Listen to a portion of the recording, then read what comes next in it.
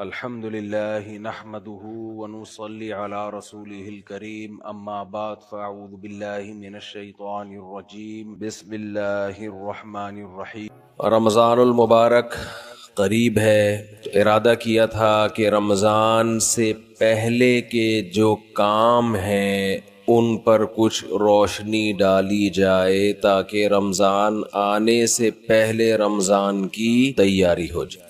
کام سے پہلے کام کی تیاری ہوتی ہے۔ جب کوئی بہت اہم مہمان آنے والا ہوتا ہے تو اس کے آنے سے پہلے انتظام کیا جاتا ہے، اسے کہاں بٹھانا ہے، کہاں سلانا ہے، کہاں نہلانا ہے، واش روم کہاں ہے، کھلانا کیا ہے، کس طرح سے اس کو پروٹوکول دینا ہے۔ آنے کے بعد نہیں ہوتا یہ کام۔ تو رمضان آنے سے پہلے اگر ہم اس کی تیاری کر لیں گے تو اس مہمان کی انشاءاللہ قدر ہوگی، اور عزت دار انسان کو اگر عزت دی جائے تو وہ اس کا بدلہ ضرور دیتا ہے۔ دو قسم کے لوگ ہوتے ہیں نا، ایک احسان فراموش ہوتے ہیں اور ایک وہ ہوتے ہیں جو تھوڑے سے احسان کا بدلہ بھی بہت زیادہ دیتے ہیں۔ احسان فراموش، آپ احسان کرتے رہیں تو ان کی صحت پہ کوئی فرق نہیں پڑتا۔ تو رمضان ایک ایسا مہمان ہے جو احسان فراموش نہیں ہے، بلکہ آپ اگر اس کو عزت دیں گے، اس کا احترام کریں گے، اس کا اکرام کریں گے تو آپ کو بہت نواز کے جائے گا۔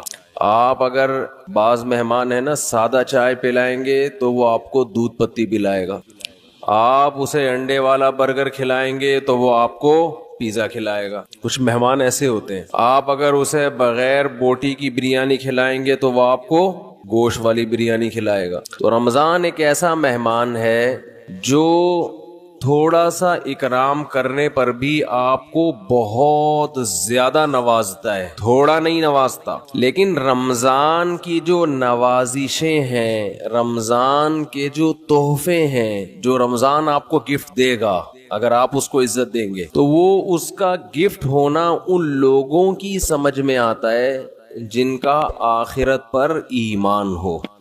جو آخرت کو نہیں مانتے، دنیا کو مسافر خانہ نہیں سمجھتے، انہیں رمضان جو کچھ دے کر جاتا ہے، جو گفٹ دے کر جاتا ہے، اس گفٹ کی ان کی نظر میں قدر نہیں ہوتی۔ سمجھ میں آ رہی ہے بات؟ مثال سے سمجھاتا ہوں۔ چھوٹے بچے جب پیدا ہوتے ہیں اور فیملی پلاننگ والوں کے غم میں اضافہ ہوتا ہے تو اکثر رشتہ دار بچوں کو لفافوں میں پیسے دے رہے ہوتے ہیں، کچھ کھلونے دے دیتے ہیں، جھنجھنا پکڑا دیا تو بچے کو جھنجھنا اچھا لگتا ہے۔ لیکن اگر کسی رشتہ دار نے 5,000 کا نوٹ بچے کو پکڑا دیا، بچے کو وہ سمجھ میں نہیں آتا، حالانکہ وہ جھنجھنے سے زیادہ مہنگا ہے اور اس میں ہزاروں جھنجھنے آ سکتے ہیں۔ لیکن بچہ اپنی حماقت اور بے وقوفی کی بنیاد پر 1-2 روپے والی ٹافی کو تو قدر کی نظر سے دیکھتا ہے، وہ 5,000 کے نوٹوں کو قدر کی نظر سے، وہی بات جواب آنا چاہیے نا، وہ 5,000 کے نوٹوں کو قدر کی نظر سے نہیں دیکھتا، کہتے یہ تو ایسا ہی ہے، کھائے گا اس کو۔ تو اس میں اس 5,000 کے، ابھی تک تو 5,000 کا نوٹ ہے، میرا خیال ہے 50,000 کا نوٹ بھی عنقریب آنے والا ہے۔ جس حساب سے معیشت ڈاؤن ہو رہی ہے تو 50,000 کا نوٹ بھی عنقریب آ جائے گا، بلکہ تول کے نوٹ بکیں گے، 1 کلو 5,000 کے نوٹ چاہیے مجھے، اس طرح سے سیٹ اپ چلنے والا ہے۔ تو اب بچے کے دل میں جو 5,000 کے نوٹ کی قدر نہیں ہے، اس میں 5,000 کے نوٹ کا قصور ہے یا بچے کا قصور ہے؟ بچے کا قصور ہے بھائی۔ یہ 5,000 کے نوٹ میں ٹافیوں کے ڈبوں کے ڈبے آ سکتے ہیں۔ تو رمضان آپ کو کیا گفٹ دے کر جاتا ہے، اس گفٹ کی قدر ان لوگوں کی نظر میں ہے جو اس دنیا کو حقیقی زندگی نہیں سمجھتے۔ جو اس کو اصل سمجھتے ہیں ان کی نظر میں رمضان ٹینشن کے علاوہ کچھ بھی نہیں ہے، خام خواہ کی ٹینشن ہے۔ کیونکہ وہ کہتے ہیں رمضان مولویوں کا مہینہ ہے. کس کا ہے؟ مولویوں.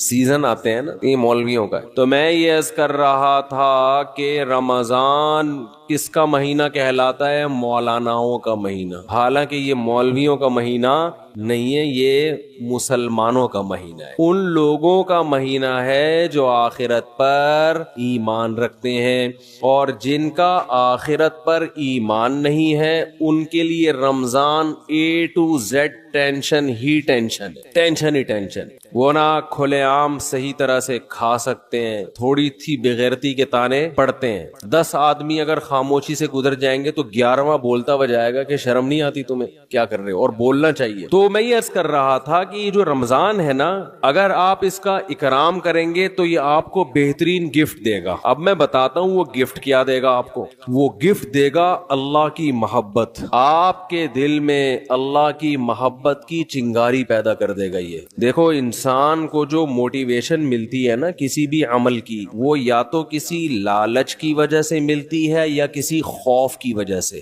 سمجھتے ہیں؟ آپ صبح صبح اٹھ کے آفس جاتے ہیں، مشکل کام ہے، دل تو نہیں چاہتا انسان کا اٹھے جائے، دل چاہتا ہے پڑا رہے، لیکن آپ جاتے ہیں. یہاں خوف بھی ہے اور لالچ، محبت، پیسے کی محبت. لالچ کو ہم محبت سے تعبیر کرتے ہیں، ذرا مہذب لفظ ہے. آپ جاتے ہیں، ایک محبت ہے پیسے سے. ہر انسان کی نیچر ہے کہ پیسے آئیں گے تو گٹکا بھی کھائیں گے، نسوار کا انتظام بھی ہوگا، پان کا انتظام بھی ہوگا، گھر میں راشن بھی ڈلے گا، بہت ساری چیزیں آئیں گی. اگر یہ محبت پیسے کی ختم ہو جائے تو آپ کو عمل پہ موٹیویشن نہیں ملے گی. بعض دفعہ خوف ہوتا ہے انسان کے دل میں. خوف کیا کرتا ہے کہ آپ کو یہ ڈر ہے کہ اگر میں آفس نہیں گیا، میں نے یہ کام نہیں کیا تو مجھے جاب سے نکال دیا جائے، میں غریب ہو جاؤں گا. یہ خوف ہے جو آپ کو ابھارتا ہے عمل پہ. ماہرین یہ کہتے ہیں کہ خوف سے بھی کام ہوتا ہے اور محبت میں بھی ہوتا ہے، لیکن خوف سے جو کام ہوتا ہے اس کام میں مزہ نہیں آتا، لہذا وہ کام زیادہ جاندار نہیں ہوتا. لیکن محبت کی وجہ سے جو کام ہوتا ہے وہ کام مزیدار بن جاتا ہے، کیونکہ آپ کی محبوب چیز آپ کو اس میں ملنے والی ہوتی ہے. سمجھ میں آ رہی ہے بات کہ نہیں آ رہی ہے؟ غزوہ احد میں صحابی رسول، غزوہ بدر میں ایک صحابی شریک نہیں ہو سکے. انہیں نہیں پتا تھا کہ میدان جنگ کا میدان قائم ہو جائے گا اور یہ ہوگا اور وہ ہوگا، انہیں نہیں پتا تھا. جب مسلمانوں کو فتح ہوئی تو انہوں نے منت مانی. منت ہوتی ہے نا، اللہ میرا یہ کام ہو جائے تو میں یہ کروں گا، میرا یہ کام ہو جائے تو میں یہ کروں گا. یہ واجب ہو جاتی ہے، اس لیے منتیں نہیں ماننی چاہیے. لوگ کہتے ہیں نا اللہ میرا فلاں کام ہو گیا تو میں اتنے روزے رکھوں گا، اتنا صدقہ کروں گا، وہ فرض ہو جائے گا آپ کے اوپر، اس لیے ویسے ہی دعا مانگ لیا کریں اللہ سے. بعض لوگ اتنی اونچی اونچی منتیں مان لیتے ہیں پھر ان سے پوری ہوتی نہیں ہے. تو اسلام میں الفاظ کی بہت ویلیو ہے، اور منت زبان سے ہوتی ہے، صرف دل میں ارادے سے نہیں ہوتی. اس کو عربی میں نظر کہتے ہیں، نظر، اردو میں منت. تو ان صحابی کو غزوہ بدر میں شرکت کا موقع نہیں ملا تو انہوں نے منت مانی، نظر مانی کہ اے اللہ اگر دوبارہ کوئی میدان جہاد گرم ہوا تو میں ایسی بہادری سے لڑوں گا، لا یرین اللہ ما اصنع، اللہ دیکھے گا کہ میں کیا کرتا ہوں. بظاہر یہ تکبر والے الفاظ ہیں. بظاہر یہ الفاظ کیا ہیں؟ تکبر والے، کہ اللہ دیکھے گا کہ میں کیا کر کے دکھاتا ہوں. لیکن بعض جملے الفاظ کے اعتبار سے تکبر والے ہوتے ہیں، مگر حقیقت میں وہ ایک ناز کی کیفیت ہوتی ہے. ناز کہ اللہ میں وہ کچھ کروں گا کہ تو بھی دیکھے، خوش ہو جائے گا، تو ایسا کر کے دکھاؤں گا بہادری. جب غزوہ احد میں مسلمانوں کے قدم اکھڑے ہیں، ان صحابی کو اللہ سے کیا ہوا وعدہ یاد آیا کہ میں نے اللہ سے معاہدہ کیا تھا کہ اللہ میں ایسے بہادری کے جوہر دکھاؤں گا کہ تو دیکھے گا کہ میں کیا کر رہا ہوں. تو یہ کیا کر رہے تھے؟ کھجور کھا رہے تھے نا. تو کھجور کا تھیلا انہوں نے پھینکا اور انہوں نے کہا کہ جنت اتنی قریب ہے میرے، اور کھجور کھانے کا وقت بہت طویل ہے، اتنا ٹائم لگے گا اس میں، اف یہ تو بہت دیر ہو جائے گی. اور گئے میدان جنگ میں، بہادری سے لڑے،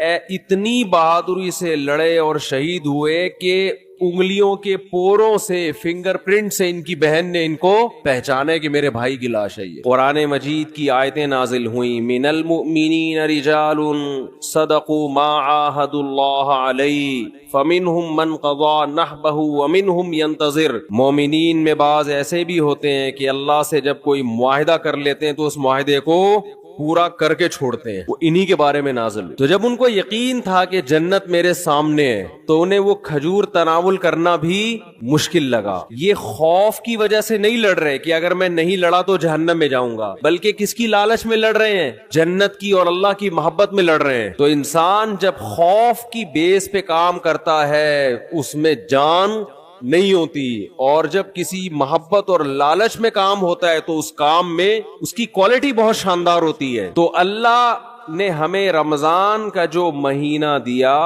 وہ مہینہ اگر آپ اس مہینے کا اکرام کریں گے تو وہ مہینہ آپ کے اندر اللہ کی محبت پیدا کر دے گا، اور جب انسان کے دل میں محبت پیدا ہوتی ہے تو محبوب کے حکم کو فالو کرنا مشکل نہیں اور آسان بھی نہیں، بلکہ مزیدار بن جاتا ہے۔ 3 درجات ہوتے ہیں نا، حکم کی اتباع کرنا مشکل، اور اس سے اوپر کیا ہے؟ مشکل ختم ہو گئی، نہ مزیدار ہے نہ مشکل ہے۔ لیکن اس سے اوپر کا درجہ کیا ہے کہ حکم پر عمل کرنا کیا بن گیا؟ مزیدار بن جائے گا۔ یہ کیفیت انسان کی ہو جاتی ہے۔ تو اگر آپ رمضان کا حقیقی معنوں میں اکرام کریں گے تو رمضان آپ کو اللہ کی محبت کا گفٹ دے کے جائے گا۔ وہ کیسے؟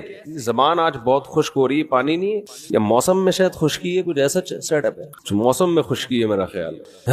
تو رمضان جو ہے آپ کو اللہ کی محبت کا، جزاک اللہ، اتنا یک ٹھنڈا پانی بس کافی ہے، یہ گرم نہیں ہے، سادہ، پہلے ہی گلا ہمارا بیٹھا رہتا ہے، اوپر سے اور بٹھا دیں گے۔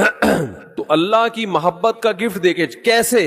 انسان کی یہ نیچر ہے، یہ فطرت ہے کہ وہ جس کے لیے قربانی دیتا ہے نا، جس کے لیے، تبلیغ والے کہتے ہیں نا، جس چیز پہ جان، مال اور وقت خرچ ہوتا ہے انسان کے دل میں اس کی ویلیو پیدا ہو جاتی ہے۔ ایک غریب آدمی جو رکشہ چلاتا ہو، سارا دن پسینہ بہاتا ہو، اس کو جو دہاڑی یا جو اجرت ملتی ہے اس اجرت کو وہ بڑی احتیاط سے خرچ کرتا ہے۔ اور ایک آدمی وہ ہے جس کے ابا کا انتقال ہوا اور 6 رکشے اس کو وراثت میں مل گئے، ایسا بھی ہوتا ہے نا، وہ ان رکشوں کی ایسی کی تیسی، باپ کا مال سمجھ کے لوگ کہتے ہیں نا اڑا رہا ہے، خود تو محنت کی نہیں ہے، ابا سے وراثت میں ملا ہے، اڑا دیتا ہے انسان۔ تو ہمیں جو ایمان کی نعمت ملی ہے یہ وراثت میں ملی ہے، اس میں ہمارا خون پسینہ، بولو نا کیا ہو گیا، نہیں بہا۔ ابا چونکہ مسلمان تھے، اماں مسلمان تھیں، اس وجہ سے ہم بھی کیا ہو گئے، تو ایک پسینہ نہیں بہا، ہمارا خون کا ایک قطرہ نہیں بہا، تو فری پھوکٹ میں ہمیں کیا مل گیا؟ حضرت بلال کو اسلام فری میں نہیں ملا، وہ جب مسلمان ہوئے گرم ریتوں پہ لٹایا گیا، ان کو سینے پہ بھاری بھرکم پتھر رکھے گئے۔ کیا اللہ نے کچھ لوگ کیسے خاندانی بنائے ہیں، وہ نظریات کو فالو کرتے ہیں، وہ کلچر کو فالو نہیں کرتے۔ حضرت بلال کو کیا مل رہا تھا؟ اس میں اچھی والی زندگی گزر رہی تھی، غلام تھے وہ تو، حبشی لوگ غلام ہی ہوا کرتے تھے عربوں کے، کھانا پینا مل رہا تھا، ایک ٹینشن تو بڑے بڑے پتھر سینے پہ رکھے جا رہے ہیں، گرم ریت پہ لٹایا جا رہا ہے، مگر نعرہ لگا رہے ہیں احد احد، خدا کیا ہے؟ ایک ہے، میں نہیں مانوں۔ کیسے ویژنری، کیسے نظریاتی۔ خباب ابن ارت رضی اللہ تعالی عنہ رسول اللہ صلی اللہ علیہ وسلم کے پاس آئے مکہ میں، وَهُوَ مُتَوَسِّدٌ لَهُ مُتَوَسِّدٌ بِبُرْدٍ لَهُ او کما قال، کہ آپ صلی اللہ علیہ وسلم کی چادر تھی،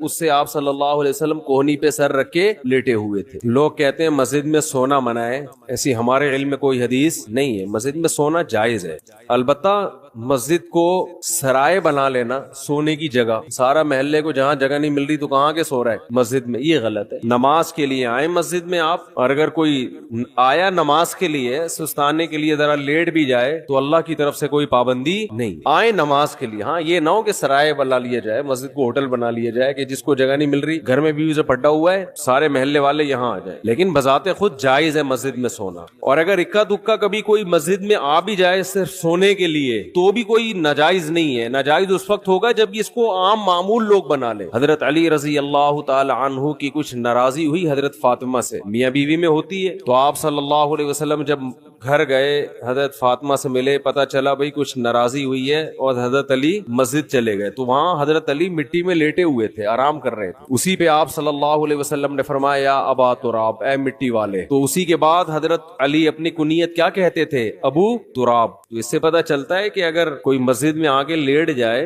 تو اللہ کی طرف سے کوئی پابندی نہیں ہے. لیکن یہ ضرور ہے کہ لوگ اس کو سنوں کے سارے محلے والے لیٹے ہوئے یا لیٹنے کی جگہ ہی بنا لی. کبھی کبھار ہو جاتا ہے انسان سے. مسجد والے بعض دفعہ بہت سختی کرتے ہیں. اب سفر میں جب ہم چلتے ہیں نمازیں پڑھتے ہیں سفر کے دوران, بعض دفعہ انسان 2 رکعت پڑھی ظہر کی, تھوڑا سستانے کے لیے لیٹ گیا تو کوئی ڈنڈا لے کے کھڑا ہوا ہوتا ہے لیکن پھر گالیاں بھی دے رہے ہوتے ہیں. وہی واقعہ پھر یاد آتا ہے مجھے, ایک آدمی کی بھینس مسجد میں آ گئی تو مولوی صاحب پکڑ کے ڈنڈے سے مارنے لگے. تو دیہاتی جس کی بھینس تھی وہ بھاگتا ہوا آیا, کہہ رہا ہے مولوی صاحب بے زبان جانور ہے, اس کو مار رہے ہو, کبھی مجھے دیکھا آپ نے مسجد میں؟ یہ تو بے عقل بے زبان ہے, غلطی سے مسجد میں آ گیا, اس کو کیوں مار رہے ہو؟ میں آؤں عقل مند ہوں, مجھے مارو تو سمجھ میں بھی آتا ہے, اس بیچارے کو کیوں مارے, اس کے کیا قصور ہے؟ تو ایسا مسجدوں کا ماحول بنا لیا کہ کوئی آئے نہیں مسجد میں, تو اتنی سختی نہ کریں.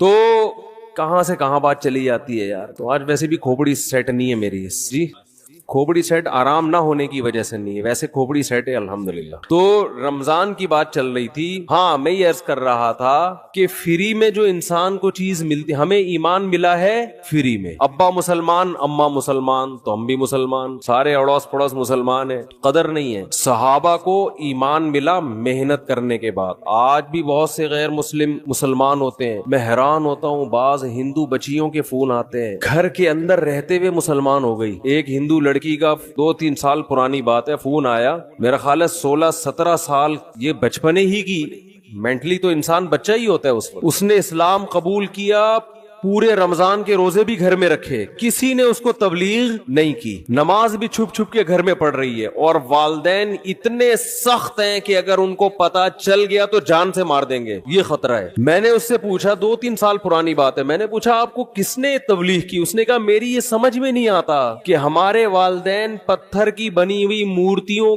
کو کیوں پوجتے ہیں, ان میں کیا رکھا ہوا ہے؟ صبح مٹھائی رکھ کے جائیں گے, شام کو بھی وہ مٹھائی ویسی کی ویسی. جو بھگوان مٹھائی نہ کھا سکے وہ ہماری حاجت روائی مشکل کشائی کہاں سے کرے گا؟ اتنے بڑے بڑے عقل مندوں کو یہ بات سمجھ میں نہیں آ رہی. ایک 15-16 سال کی بچی کو یہ بات سمجھ میں آ گئی, اس کی کھوپڑی میں آ گئی یہ بات. کہہ رہی پھر میں نے ویڈیوز دیکھی یوٹیوب پہ علماء کی, اور وہ پھر اللہ نے اس کو ہدایت دی, تو وہ وہیں اس نے کلمہ پڑھا, وہیں مسلمان ہوئی, کسی کو نہیں بتایا کیونکہ مار دیں گے اس کو. چھپ کے نمازیں پڑھ رہی, ایسے بہت ہیں, ایک نہیں ہے. تو یہ وہ لوگ ہیں جن کی اسلام پر کچھ خرچ ہوا ہے, محنت ہوئی ہے. ہمیں اسلام ملا ہے فری میں, قربانی نہیں ہے. تو اللہ رمضان کے ذریعے, حج کے ذریعے, قربانی کے ذریعے, مختلف عبادتوں کے ذریعے ہم سے قربانی دلواتے ہیں کہ کچھ کرنا پڑے گا. سورہ عنکبوت میں اللہ نے کیا فرمایا کہ تم یہ سمجھتے ہو کہ تم جنت میں داخل ہو جاؤ گے, وَهُمْ لَا يُفْتَنُونَ, تمہیں آزمایا نہیں جائے گا, ایسا نہیں ہو سکتا, اللہ آزمائے گا. تو آزمانے کے طریقے نماز بھی ہیں, آزمانے کے طریقوں میں زکوٰۃ, صدقات و خیرات بھی ہے, آزمانوں کے طریقے میں ایک طریقہ کیا ہے؟ رمضان بھی ہے.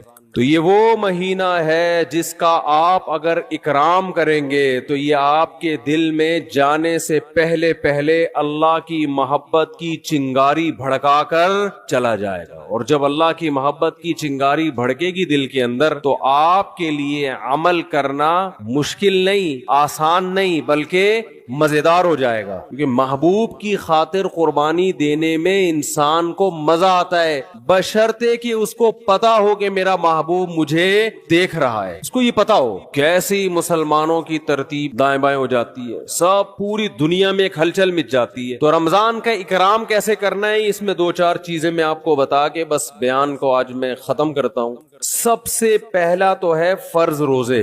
یہ تو رمضان تو رکن ہے نا, رمضان کے روزے. ابھی سے نیت کریں کہ رمضان کا ایک روزہ بھی قضا نہیں کرنا ہے, کچھ بھی ہو جائے. دیکھو جو سوچ کے روزے رکھتا ہے نا, اس کے لیے روزہ رکھنا مشکل ہے. جو نہ رکھنے کا آپشن ہی ختم کر دے اس کو پتہ بھی نہیں چلتا, پورا مہینہ گزر جاتا. بعض لوگ روزے کے بارے میں سوچتے ہیں رکھوں کہ نہیں رکھوں, ان کے لیے ایک روزہ ٹینشن ہے, ایک روزہ ٹینشن. اور اگر آپ نے یہ عزم کر لیا کہ بھائی میں مسلمان ہوں, نو کا آپشن میرے پاس نہیں ہے, تو پتہ ہی نہیں چلتا. ویسے ایک روزہ رکھو کتنا مشکل کام ہے بھائی. ہم لوگوں سے کو بتاتے ہیں پیر اور جمعرات کا روزہ سنت ہے, اچھا خاصا ٹینشن ہوتی ہے کیونکہ سنت ہے نا, فرض تو نہیں ہے, رکھیں نہیں رکھیں ایک ٹینشن. رکھنے کے بعد بھی بعض دفعہ آدمی سوچ رہا ہوتا ہے یار نہ رکھتا تو اچھا تھا. بعض دفعہ یہ بھی وسوسے آنا شروع ہوتے ہیں شیطان کی طرف سے. لیکن جو کام کرنا ہی کرنا ہے تو اس میں انسان فارغ ہو جاتا ہے کہ بھائی یہ اس میں ٹینشن ختم ہو جاتی ہے. تو یہ نہ سوچیں کہ میں کتنے رکھوں گا. خواتین کے جو ایام ہوتے ہیں نا مینسز کے, ان ایام کی حفاظت, ان کو شمار کرنا عورت پہ فرض ہے. یہ خوب سمجھ لیں. آج کل یونیورسٹیوں میں اچھا یہ جو راکٹ والا مضمون تھا نا, یہ بھی میں چھوٹی سی بات بتا دوں کہ یہ جو مسلمان علماء کا اس سے تعلق نہیں ہے کہ آپ چاند پہ پہنچ رہے کہ نہیں پہنچ رہے. اس کا ہماری یونیورسٹیوں سے تعلق ہے. چاند پہ پہنچنے کے طریقے یونیورسٹیوں میں پڑھائے جاتے ہیں. سمجھتے ہو کہ نہیں سمجھتے؟ تو ہونا یہ چاہیے تھا کہ ایک تصویر آ رہی ہوتی, ایک ویڈیو آ رہی ہوتی, جاپان کے سائنسدان یا امریکہ کے سائنسدان چاند پہ پہنچ رہے ہیں, نیچے کراچی اور لاہور یونیورسٹی کی بھی ویڈیو آ رہی ہوتی کہ وہاں بھی سائنسدان لگے ہوئے ہیں, پروفیسر لگے ہوئے ہیں کہ ہم غبارے کو چاند تک کیسے پہنچائیں. چلو پہلا غبارے کا تجربہ کر لیں, پھر راکٹ بھی بھیجیں گے. تو یہ مولویوں کو گالیاں نہ دیا کریں, یہ اپنے سائنسدانوں کو برا بلا کہا کریں, یہ حکمرانوں کو کہا کریں. نہیں آ رہی میرا خیال ہے بات سمجھ میں. یہ مولاناؤں کا ہیڈک نہیں ہے کہ چاند پہ جا رہے کہ نہیں جا رہے. اس کی مثال ایسے ہے کہ جیسے کوئی ابھی کورونا کی وبا پھیلی ہوئی ہے نا, کورونا کی وبا پھیلی ہوئی ہے, ڈاکٹر ایک ویڈیو آ رہی ہے جس میں ڈاکٹر ویکسین تیار کر رہے ہیں, دوسری ویڈیو آ رہی ہے جس میں کربلا کے واقعات بیان ہو رہے ہیں, تیسری ویڈیو آ رہی ہے کہ اس میں 4 شادیوں کا تذکرہ ہو رہا ہے, چوتھی آ رہی ہے. تو اب اس میں لوگ کہہ رہے ہیں مولانا لوگ دیکھو کیا کر رہے ہیں, ادھر وہ کرونا کی ویکسین تیار کر رہے ہیں اور ادھر مولانا لوگ کیا کیا الٹی باتیں کر رہے ہیں. تو بھائی وہ جو ویڈیو, اس میں ایک ویڈیو ایسی بھی آنی چاہیے کہ ہمارے ڈاکٹر بیٹھے ہوئے ہیں کرونا کی ویکسین بنانے کے لیے. تو ہمارے ڈاکٹروں کی سرے سے کوئی ویڈیو آ ہی نہیں رہی ہے, تو پھر یہی ہوگا کہ کیلے کا رخ قبلے کی طرف ہے کہ نہیں ہے. پھر تو یہی ہوگا نا کچھ. بھائی فیس بک والے کو کچھ تو چلانا ہے نا ویورز بڑھانے کے لیے, تو اس کو ہمارے سائنسدان مل ہی نہیں رہے کوئی دھماکے کرتے ہوئے, کوئی راکٹ بھیجتے ہوئے, تو پھر وہ 4 شادیوں کی ویڈیو چلائے گا اور کیا کرے گا وہ. تو یہ مولاناؤں کی ٹینشن نہیں ہے بھائی, یہ ہماری یونیورسٹیوں کا جو نظام تعلیم اور ہمارے حکمرانوں کی کرپشن, انہوں نے ملک کو کھنڈرات میں دھکیل دیا ہے. میں تو کہتا ہوں جو فیس بک پہ ویڈیوز ڈالتے ہیں نا, یہ نہ ڈالا کریں کہ کیلے کا رخ قبلے کی طرف ہے کہ نہیں ہے, کیونکہ لوگ کہتے ہیں یہ دیکھو کس چیز میں لگے ہوئے. اصل ویڈیو یہ آنی چاہیے کہ ایک طرف آپ یہ دکھائیں کہ سائنٹسٹ خلائی سیارے بھیج رہے ہیں آسمان میں, وہاں سے چھلانگے مار رہے ہیں, دوسری طرف کراچی کے گٹر کے ڈھکنوں کی تصویریں آنی چاہیے, ڈھکن یہاں کیا ہوئے ہوئے ہیں, کھلے ہوئے ہیں, تیسری طرف گدے گھوڑے کی لیدوں کی تصویریں آنی چاہیے, کچرے کے ڈھیر آنے چاہیے, چرسی آنے چاہیے پائپ کے اندر بیٹھے ہوئے. پھر اصل لبرل لوگوں کا اصل چہرہ آئے گا, کیونکہ یہ جو ملک ہے لبرل لوگوں کے ہاتھ میں, یہ مولاناؤں کے ہاتھ میں نہیں ہے. پھر آئے گا ایک طرف دیکھو سائنسدان راکٹ بھیج رہے ہیں وہاں پہ, اور ادھر کراچی میں گٹر کے ڈھکن لگانے کے لیے بھی حکومت تیار نہیں ہے. تو لوگ سائنسدانوں کا مولویوں سے مقابلہ کروا رہے ہیں, حالانکہ دونوں کی فیلڈ بالکل الگ الگ ہے. نہیں آ رہی میرے خیال. تو آسمان میں خلائی سیارے بھیجنا مولویوں کی فیلڈ تھوڑی. مولوی موٹیویشن کرے گا, آپ کو موٹیویٹ کرے گا کہ سیارہ بھیجنے کے کیا اسلام میں فضائل ہیں, ٹھیک ہے نا, سائنسدان بننے کے کیا فضائل ہیں, ڈاکٹر بننے کے کیا فضائل ہیں, وہ مولانا بیان کرے گا. ہر چیز میں علماء کو برا بلا کہتے ہیں لوگ. دوسری بات یہ کہ فیس بک اور یوٹیوب کی دنیا تو کھلی بھی ہے نا, بہت سے لوگ مولانا نہیں ہوتے, مولانا بن کے آئے ہوئے ہیں وہ. تو آپ ہر ایک پر یہ ٹھپا لگا رہے ہیں مفتی ہیں. مفتی عبد القوی کو بھی لوگوں نے کیا بنا دیا, اتنے فون آئے میرے پاس, مفتی صاحب دیکھیں مفتی عبد القوی کیا کر رہے ہیں, یہ ہوتے ہیں مفتی. میں نے کہا بھائی اس پہ کہاں مفتی لگانے پر گورنمنٹ کی طرف سے کوئی پابندی نہیں ہے. کس نے بولا یہ مفتی ہے؟ کسی کو بھی اٹھا کے مفتی آصف زرداری صاحب کر دو آپ, پھر کہو دیکھو یہ مفتی لوگ کیا کیا کر رہے ہیں. مفتی کا ڈگری کوئی ہمارے ملک میں کوئی سسٹم نہیں ہے, پتھر اٹھاؤ مفتی نکلے گا نیچے سے. اور صرف یہ مفتیوں کے ساتھ نہیں ہو رہا, ڈاکٹروں میں بھی ایسے ہی ہے, جعلی سرٹیفکیٹ کے ڈاکٹر بھرے ہوئے ہیں.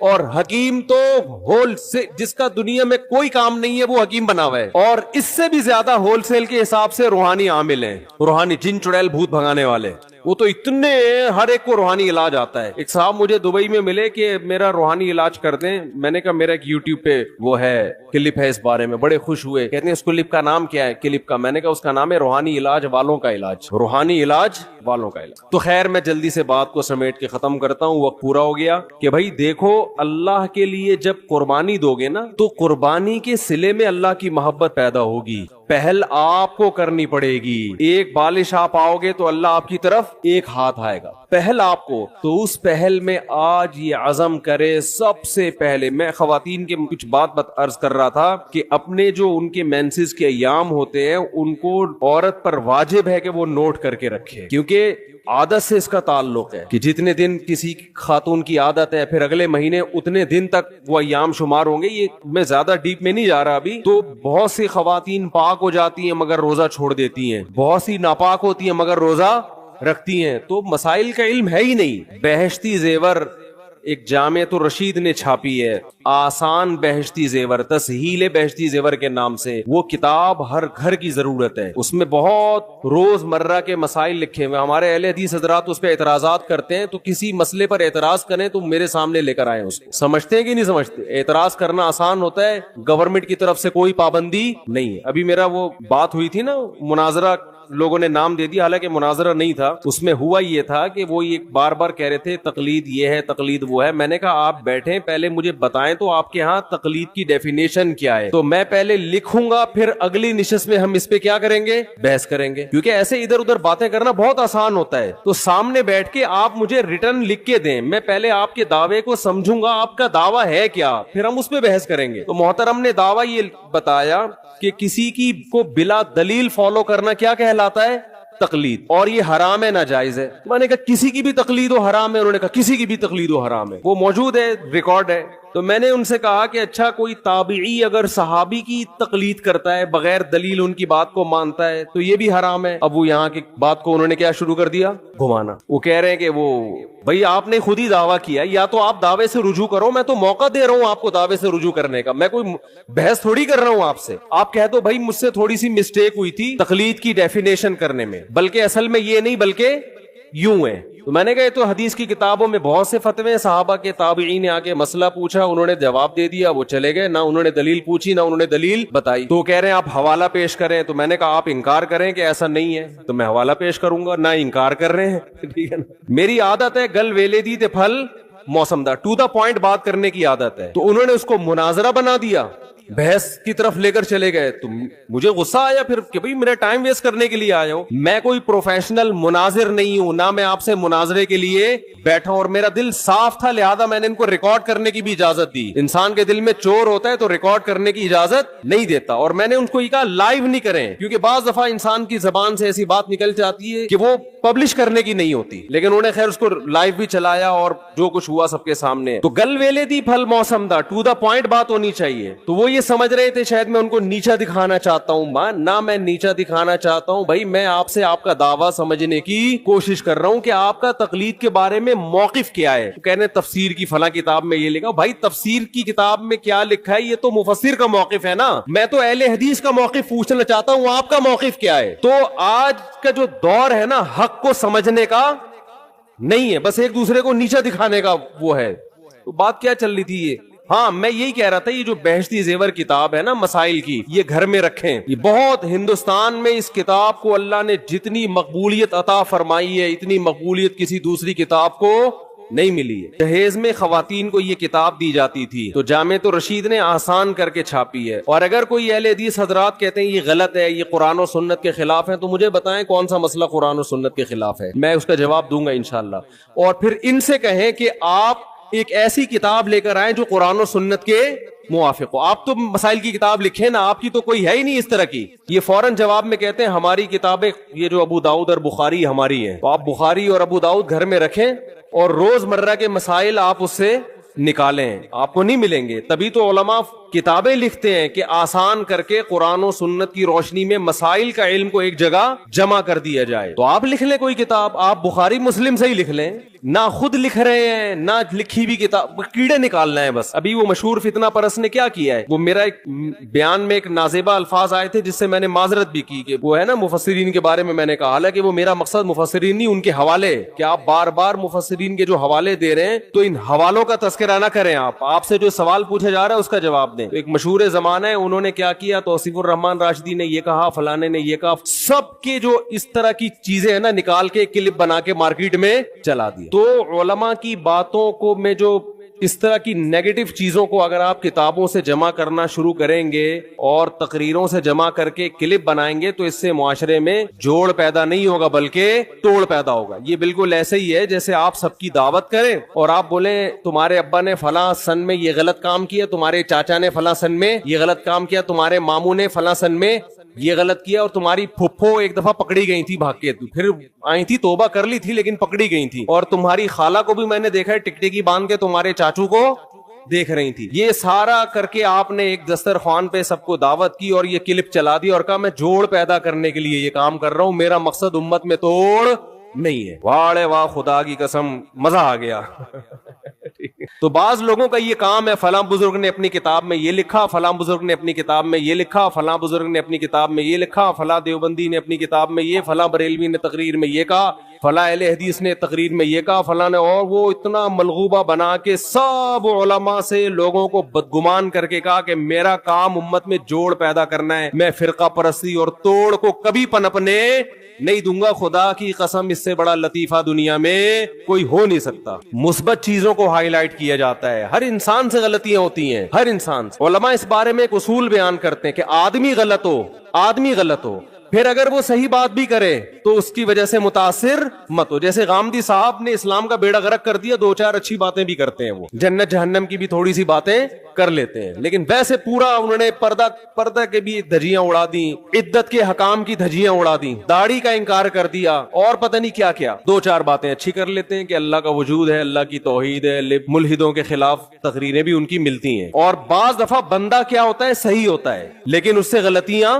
ہوتی ہیں. تو اگر کوئی بندہ ٹھیک ہے, اس سے کبھی غلطی ہو رہی ہے, تو آپ اس کی غلطی کو اچھال رہے ہو, اس کا مطلب آپ غلط ہو, آپ کی سوچ کیا ہے, غلط ہے, آپ نیگیٹیوٹی کو فروغ دے رہے ہو معاشرے میں. تو خیر کہاں سے کہاں بات چلی گئی, ہم تو رمضان شوال میں الجھے ہیں. تو بہشتی زیور کتاب ہے, مسائل بہشتی زیور, حضرت مولانا اشرف علی تھانوی کی. جہاں حضرت مولانا اشرف علی تھانوی کا نام آئے گا لوگ فوراً کہتے ہیں انہوں نے اپنے نام کا کلمہ پڑھایا تھا, اشرف علی رسول اللہ. میں ممبر پہ بیٹھ کے دعوے سے کہتا ہوں انہوں نے کبھی اپنے نام کا کلمہ نہیں پڑھایا. اس کے میں ویڈیو ریکارڈنگ میں جواب دے چکا ہوں, اور اس جواب کا جو جواب آیا ہے نا وہ ادھورا آیا, اس میں میری پوری اعتراضات کا جواب دیا نہیں گیا ہے. اس لیے میں کہہ رہا ہوں ایک دفعہ سامنے بیٹھ کے میں محترم سے اشکال کر لوں گا کہ حضرت اشرف علی تھانوی جو کلمہ پڑھوایا ہے اس کی حقیقت کیا ہے. میں سامنے بیٹھ کے میں مناظرہ نہیں کروں گا, بحث بھی نہیں. جیسے لوگوں کو اجازت ہوتی ہے نا سوال پڑھنے کی, بھائی محترم کی مجلس میں لوگوں کو اجازت ہے کہ سوال پڑھ کے سناتے ہیں, تو ہمیں بھی تو اجازت دو نا.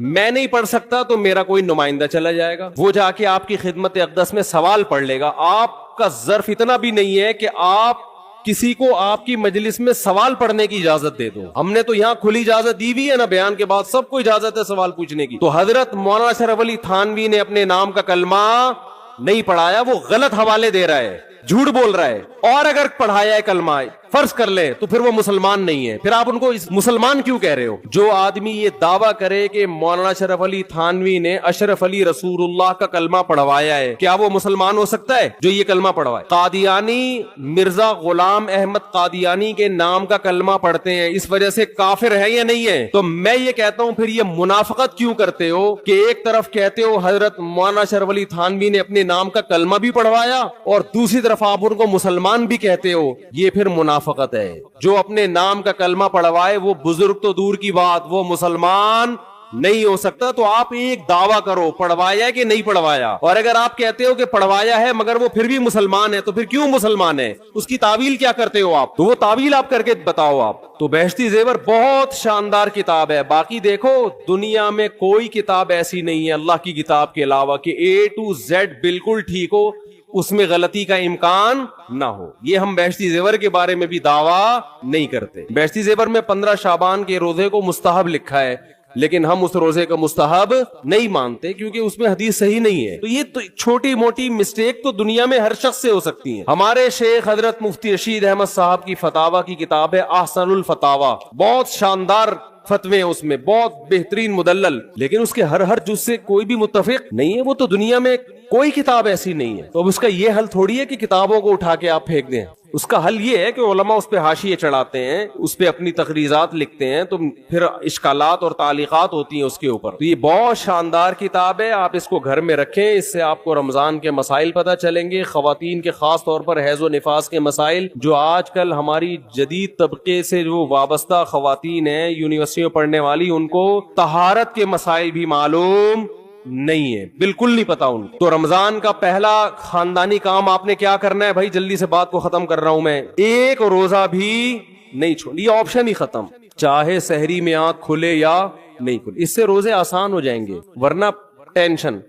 دوسرا کام خاندانی کیا کرنا ہے, تراویح کی نماز. کیا کام کرنا ہے بھائی, اور تراوی 20 رکعتیں ہیں, 8 رکعتیں بولو نہیں. حضرت عمر سے 2 روایتیں, ایک 8 والی اور ایک 20 والی, کہ حضرت عمر نے کتنی دیکھو نبی صلی اللہ علیہ وسلم نے تراوی کی کتنی رکعتیں پڑھی ہیں, کوئی بے غبار حدیث میں ہمیں اس کا تذکرہ نہیں ملتا. بس اتنا ہے کہ 3 دن پڑھی ہے, بس کتنی پڑھی ہے ہمیں نہیں پتا. یہ ہمیں حضرت عمر کے عمل سے پتا چلتا ہے, کیونکہ حضرت عمر بدعتی بولو نہیں ہو سکتے, کیونکہ انہوں نے جب جماعت سے 20 رکعتیں پڑھائی ہیں حضرت عمر نے, تو اس کا مطلب نبی نے ان 3 دن میں کتنی پڑھی تھی. اور ایک ضعیف روایت میں اس کا تذکرہ بھی ہے کہ نبی نے 20 رکعتیں پڑھی ہیں. تو ضعیف روایت کی تائید جب خلفائے راشدین کے عمل سے ہو گئی تو وہ ضعیف بھی عملاً کیا بن گئی, صحیح بن گئی ہے وہ. تو حضرت عمر سے 2 ہیں, 8 بھی اور 20 بھی. 8 والی پر امت نے کسی امت نے عمل ہی نہیں کیا, کیونکہ وہ بالاتفاق مضطرب ہونے کی وجہ سے ضعیف ہے, سند کی وجہ سے نہیں بلکہ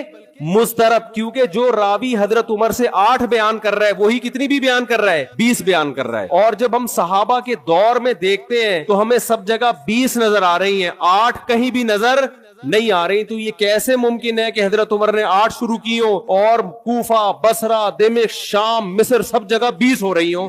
اس سے پتہ چلتا ہے کہ حضرت عمر سے جو 20 والی روایت ہے وہ صحیح ہے, 8 والی صحیح نہیں ہے. اور اس کی سب سے بڑی دلیل یہ ہے کہ موطا امام مالک میں ہے 8 رکعتوں والی, جو امام مالک نے نقل کی ہے, لیکن امام مالک خود 8 کا فتویٰ نہیں, وہ خود 20 سے زیادہ کے قائل ہیں, وہ تو 20 کے بھی نہیں 36 کے قائل ہیں. تو یہ کیسے ممکن ہے کہ کتاب کا مؤلف 8 والی ذکر کر رہا ہو مگر خود اس روایت کو وہ اس پر عمل نہ کر رہا ہو؟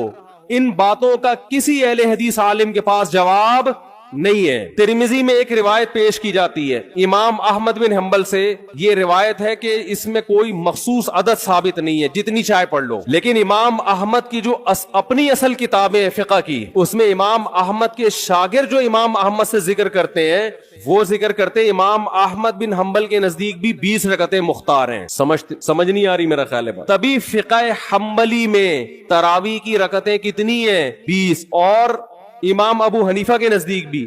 لوگ پتہ ہے مجھ سے کیا کہتے ہیں, لوگ جو ہے نا کہتے ہیں کہ یار آپ ان حدیثوں کا انکار کر رہے ہو جس میں 8 آتا ہے. 8 والی جو بخاری کی حدیث ہے نا اس کا تراوی سے کوئی تعلق نہیں ہے. بخاری میں آتا ہے نبی رمضان اور غیر رمضان میں 8 پڑھتے تھے, اس کا تراوی سے کوئی تعلق, وہ تو غیر رمضان میں بھی تھی. اتنی سینس نہیں ہے یار, آپ ہمیں قرآن و حدیث سکھا رہے ہو اور ہمیں اپنا مقلد بنا رہے ہو اتنے بڑے بڑے مجتہدین کی تقلید چھوڑ کے. میں لوگوں سے ایک بات کہتا ہوں, لوگوں سے کہتا ہوں, ایک قرآن و حدیث وہ ہے جو ابو حنیفہ, شافعی, مالک اور احمد بن حنبل نے سمجھا, اور ایک قرآن و حدیث وہ ہے جو 15ویں صدی کے مولوی سمجھ رہے ہیں. کس کی فہم زیادہ صحیح ہوگی بولو بھائی؟ ایک قرآن وہ ہے جو انجینئر بیان کر رہا ہے حدیث, ایک حدیث کی تفصیل وہ ہے جو امام مالک بیان کر رہے ہیں, ابو حنیفہ بیان کر رہے ہیں, جن کی 80 ہجری میں پیدائش ہوئی ہے, تابعین میں سے ہیں, جو امام شافعی بیان کر رہے ہیں. تم امام شافعی کو چھوڑ رہے ہو, تم امام ابو حنیفہ کو چھوڑ رہے ہو, تم امام مالک کو چھوڑ رہے ہو, تم احمد بن حنبل جیسے محدث اور فقیہ جو امام بخاری کے استاذوں میں ہیں ان کو چھوڑ کر فالو کس کو کر رہے ہو؟ انجینئر کو. اور تم کہہ رہے ہو ہم صرف قرآن و حدیث کو مانتے ہیں, ہم کسی اور چیز کو نہیں مانتے. تم قرآن و حدیث کو نہیں مانتے میرے بھائی, تم مقلد ہو, اندھے مقلد ہو. تم قرآن و حدیث کی اس تشریح کو مانتے ہو جو انجینئر کر رہا ہے, اس تشریح کو نہیں مانتے جو احمد بن حنبل کر رہے ہیں, جو ابو حنیفہ کر رہے ہیں, جو امام مالک کر رہے ہیں, جو امام شافعی کر رہے ہیں. یہ بڑے بڑے تابعین, تبع تابعین, مجتہدین جن کو پوری امت نے فالو کیا ہے. تو 8 رکعت کی جو موطا امام مالک کی حدیث ہے, اس 8 رکعت پہ امام مالک نے فتویٰ نہیں دیا. کیوں؟ اس لیے کہ وہ حدیث مضطرب ہے, اس میں راوی ایک بیان پہ ٹکتا نہیں ہے, کہیں 20 بیان کرتا ہے, کہیں 8. جب راوی کے بیان میں تضاد ہو تو حدیث مضطرب ہونے کی وجہ سے رد ہو جاتی ہے. اور میں آخری بات کر کے بیان کو ختم کرتا ہوں, یہ جو تراویح کا لفظ ہے یہ 8 رکعتوں پہ فٹ ہی نہیں بیٹھتا ہے. اس کا بھی میں جواب سوال کر رہا ہوں لیکن کوئی جواب نہیں دے رہا. دیکھو اپنی مرضی کے سوال بنا کے جواب دے دیا کرو تو لوگ واہ واہ کریں گے. آپ میرے ساتھ یہ ہو رہا ہے, میں جو بیانات میں اعتراض کرتا ہوں نا اس کا جواب نہیں مجھے ملتا, خود سے اعتراض بنا کے کیا کر دیا جاتا ہے جواب. جیسے میں نے بتایا تھا کہ حرم میں 4 مسلے تھے, حنفی, مالکی, شافعی, حنبلی, 4 مسلے تھے نا کئی سو سال تک, جو کہ نہیں ہونے چاہیے, ایک ہی ہونا چاہیے تھا مسلح. تو لوگوں نے اعتراض کیا 4 مسلے تھے حرم میں, یہ دیکھو کتنا غلط, یہ حنفی مالکی ایسے ہوتے ہیں. تو میرا سوال یہ تھا کہ 5واں کیوں نہیں تھا اس وقت؟ اس کا مطلب 5واں فرقہ وجود میں آیا ہی نہیں تھا, وہ اب پیدا ہوا ہے. وہ ٹھیک ہے 4 غلط تھے لیکن اس غلط کو بھی صحیح ان 4 میں سے ایک نہیں کیا ہے. سمجھ رہے ہیں؟ کہ نہیں بھئی ایک امام ہونا چاہیے, 4 الگ الگ جماعتیں نہیں ہونی چاہیے. لیکن اس کا مطلب 700 سال تک امت یہ سمجھتی رہی کہ اہل سنت والجماعت کے 4 نمائندے ہیں, 4 مکتب فکر, 5واں کوئی تھا ہی نہیں, لہذا اس کا کوئی مصلی تھا ہی نہیں. تو سوال یہ تھا, لیکن جب سوال یہ پوچھا جائے تو ایسے جواب ملتا ہے کہ وہ سوال ہی پی جاتے ہیں. سوال یہ جواب یہ دیا کہ غلط ہو رہا تھا, یہ بدعت ہے, اور یہ بدعت ہے, یہ ناجائز ہے. تو ہم کب کہہ رہے ہیں کہ صحیح تھا بھائی وہ, لیکن یہ پوری دنیا میں نہیں ہو رہا تھا, یہ صرف حرم میں ہو رہا تھا. اور اس کو ختم بھی حنبلیوں نے کیا ہے کہ نہیں جی امام ایک ہونا چاہیے, سارے چاہے حنفی ہو شافعی ہو اس امام کے پیچھے نماز پڑھیں گے. سمجھ میں آ رہی ہے بات کہ نہیں آ رہی؟ تو سوال یہ تھا کہ 700 سال یا 400 سال تک امت کی نمائندگی ان 4 مکاتب فکر نے کی ہے حرم میں, 5ویں نے کوئی اپلیکیشن بھی نہیں دی. اس کا مطلب 5واں تھا ہی نہیں. اور جو آپ یہ مختلف الفاظ بیان کرتے ہو کہ امام احمد بن حنبل اہل حدیث تھے, فلاں میں اہل حدیث تھے, تو امام احمد بن حنبل اگر اس طرح کے اہل حدیث تھے تو پھر امام احمد بن حنبل کے فالوورز کو اہل حدیث کیوں نہیں کہا جاتا ہے, حنبلی کیوں کہا جاتا ہے؟ نہیں آ رہی بات میرا خیال. یہ ایسے ہی ہے جیسے جماعت المسلمین والے کہتے ہیں کہ ہم نبی کے دور سے ہیں, اور پھر بخاری میں دکھاتے ہیں جماعت المسلمین کے الفاظ. او بھائی یہ والی جماعت المسلمین نہیں تھی, یہ تو باقاعدہ آپ نے رجسٹر کروائی ہے 1975 میں. وہ جماعت المسلمین صحابہ کو جماعت المسلمین کہا گیا ہے. تو یہ جو اہل حدیث کا لفظ ہمیں پرانے وقتوں میں ملتا ہے, یہ محدثین کے لیے ملتا ہے, یہ کسی مخصوص فرقے کے لیے نہیں ملتا. پھر بھی میں اہل حدیث کو اہل سنت میں داخل سمجھتا ہوں, میں پھر بھی ان کو نہیں کہتا کہ جہنم میں جائیں گے, لیکن میں کہتا ہوں کہ آپ کم از کم اس چند 100 سال پہلے آپ پیدا ہوئے ہیں, آپ کی جماعت وجود میں آئی, ہم پھر بھی آپ کو گلے لگانے کے لیے تیار ہیں. اور ہم صدیوں سے چلے آ رہے ہیں, آپ ہمیں کیا کر رہے ہو, آپ ہمیں گمراہ لوگوں میں داخل کر رہے ہو. تو اسلام بہت پہلے بر صغیر میں آیا ہے, جس شکل میں آیا وہی شکل ٹھیک ہے, بات کی چیزوں پر اعتماد نہیں ہوتا ہمیں. تو میں ایک بات کر کے بیان کو ختم کرتا ہوں. یہ جو 8 کا لفظ ہے نا, تراویح کا لفظ ہے, یہ 8 رکعتوں پر صادق بولو نہیں آتا. بہقی کی حدیث ہے, اور بھی روایتیں اس بارے میں, کہ اسلاف جب تراویح کی نماز پڑھا کرتے تھے, اسلاف سے مراد صحابہ تابعین, تو 4 رکعتوں کے بعد آرام کیا کرتے تھے. تو اس لیے 4 رکعت کو ترویحہ کہا گیا. کیا کہا گیا؟ ترویحہ. روح سے نکلا ہے, روح. استراحت کا لفظ سنا ہے آپ لوگوں نے, آرام. استراحت کسے کہتے ہیں؟ آرام. ترویح آرام دینا. راحت, راحت کا لفظ تو اور آسان ہے نا. ارے راحت کا لفظ نہیں سنا, راحت کسے کہتے ہیں؟ آپ کہہ رہے ہوں گے وہ اسے کہتے ہیں ہمارے محلے میں رہتی ہے. راحت کہتے ہیں آرام, ریسٹ. استراحت, راحت. روح یروح ترویحا, باب تفعیل میں جب جاتا ہے آرام دینا. تو ترویحتن, کیونکہ 4 رکعتوں کے بعد آرام کرتے تھے, تو ان 4 رکعتوں کو کیا کہا گیا؟ ایک ترویحہ, یعنی ریسٹ ہے اس کے بعد. اب ترویحہ کا جو لفظ ہے نا, 4 رکعتوں کے بعد کیا ہو رہا ہے؟ ریسٹ. اٹ از کالڈ ترویحہ. سب کو پتا ہے 4 رکعتوں کو ترویحہ کہتے ہیں. 2 ترویحوں کو عربی میں کہیں گے ترویحتان. کیا کہیں گے؟ جیسے رجل کا معنی ایک آدمی, رجلان 2 آدمی. عربی میں 2 کے لیے الگ لفظ استعمال ہوتا ہے, 2 سے زیادہ کے لیے الگ. تو اگر یہ 8 رکعتیں ہوتی تو ان کو محدثین تراویح نہ کہتے بلکہ ترویحتان کہتے, یا ترویحتین کہتے. کیا کہتے؟ 2 ترویحیں, اور ان کے بیچ میں ویسے بھی ریسٹ کی ضرورت پڑتی نہیں. ٹھیک ہے, 4 رکعت کے بعد امام بیٹھتا, بولتے چل بھائی آگے جلدی کر, جانا بھی ہے گھر میں ہم نے. تو ترویحتین کہتے, ان کو محدثین تراویح نہیں کہتے. اور تراویح کا لفظ ہے جمع.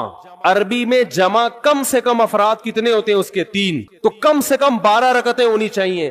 لیکن تراویح بھی جمع کثرت ہے, جمع قلت کثرت. جمع اقصا کہتے ہیں جو بہت زیادہ جمع ہو. تو پتہ ہے 4 رکعتیں کافی زیادہ ہیں تو ان کو تراویح کہا جائے گا. 4 رکعتیں تھوڑی سی بھی ہو تو ان کو تراویح.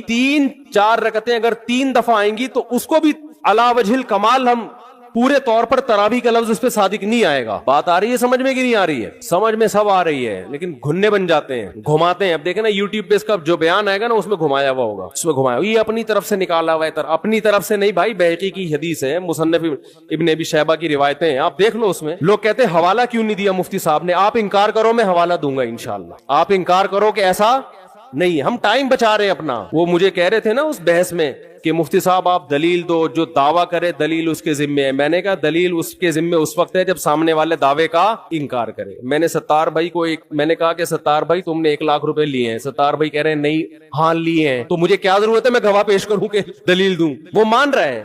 تو یہ سب مانتے ہیں.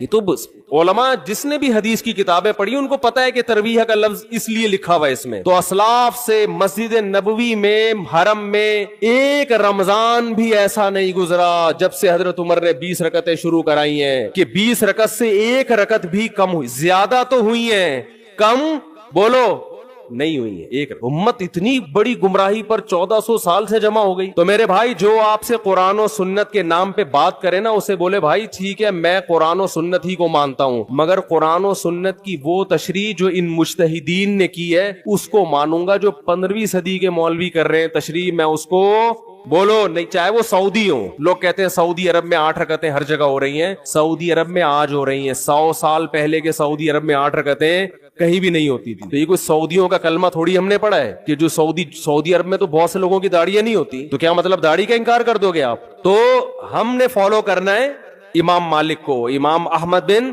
حنبل کو, امام شافعی کو. یہ بڑے بڑے محدثین تھے, مجتہدین تھے. خلفائے راشدین کو, خلفائے راشدین کے دور میں کوئی ایک روایت دکھا دو 8 رکعتوں والی, کوئی ایک روایت. ہاں جو حضرت عمر سے موطا میں منقول ہے اس کا جواب میں نے دے دیا. اس کے علاوہ کہیں دکھا دو کہ بصرہ میں, کوفہ میں, دمشق میں, صحابہ تابعین کے دور میں رمضان میں 8 رکعتوں سے جماعت سے نماز کسی نے پڑھی ہو. تو نہیں ہے کچھ بھی اس میں. تو اس لیے جو طریقہ صدیوں سے تواتر کے ساتھ چلا آ رہا ہے وہ کتنی رکعتوں کا ہے؟ 20 رکعتوں کا. تو اسی کو فالو کرنا چاہیے. تو دوسرا کام آپ نے خاندانی کیا کرنا ہے؟ تراویح پابندی سے پڑھنی. سمجھ میں آ رہی ہے بات؟ تو یہ 2 کام فی الحال کریں, کچھ پیکج اگلے جمعے میں انشاءاللہ بیان کریں گے. تو اسی سے انشاءاللہ اللہ کی محبت کی چنگاری آپ کے دل میں پیدا ہو.